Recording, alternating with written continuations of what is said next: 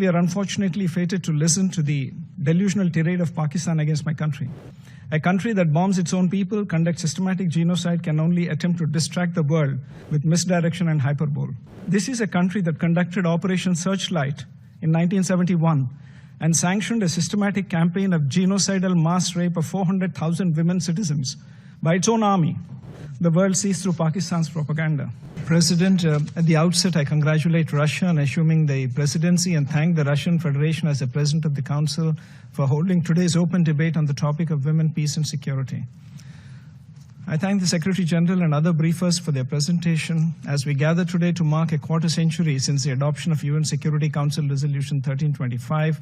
We celebrate not merely an anniversary, but a transformative moment that fundamentally reshaped our understanding of peace and security, recognizing that sustainable peace cannot be achieved without the full and equal participation of women.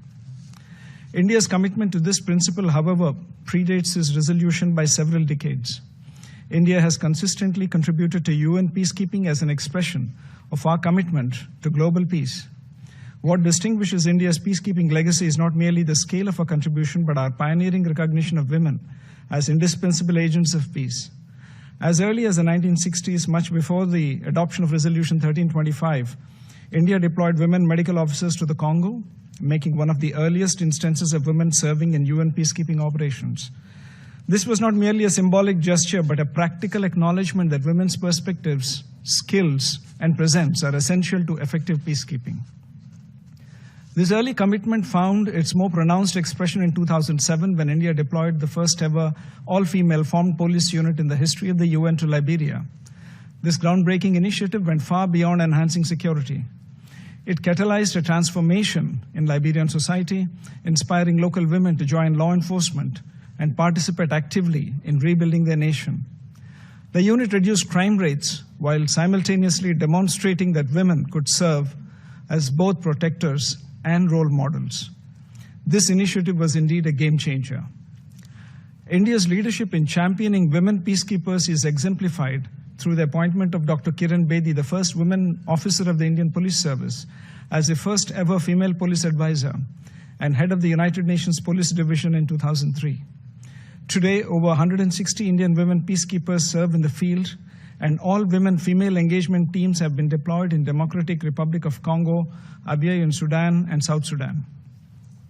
The recognition accorded to Major Suman Gawani, who received the UN Military Gender Advocate Award in 2019 for her work in South Sudan, and Major Radhika Sen in 2024 for her contributions to the Democratic Republic of Congo, are testaments to India's unwavering commitment to the WPS agenda. We believe that it is no longer a question of whether women can do peacekeeping, rather, it is whether peacekeeping can do without women. Through these deployments, India has demonstrated the profound impact of women peacekeepers in peacekeeping operations. They build trust in communities, give hope to vulnerable populations, particularly women and children. Most critically, they help address gender-based violence and ensure that peace processes reflect the needs and perspectives of all segments of society. They inspire women in conflict zones through example that they too can be leaders and protectors. In the words of our External Affairs Minister, Dr. Jaishankar, women peacekeepers are messengers of peace. Recognizing that this transformation must extend beyond our own contributions, India has invested significantly in capacity building, particularly for women peacekeepers and those especially from the Global South. The Center for UN Peacekeeping, established by the Indian Army in New Delhi, has become a center of excellence, training over 12,000 troops annually. In 2016, the center launched a special course for female military officers, training 72 women officers from 39 different troop-contributing countries that year. This flagship course equips women peacekeepers with essential skills in operational planning, protection of civilians, prevention of sexual exploitation and abuse, and gender-sensitive leadership. We have also dispatched mobile training teams to several nations worldwide.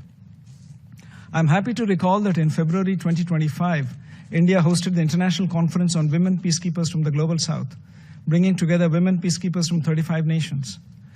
This two-day gathering examined the evolving challenges facing women in peacekeeping operations, from addressing sexual exploitation and abuse to leveraging technology for enhanced effectiveness.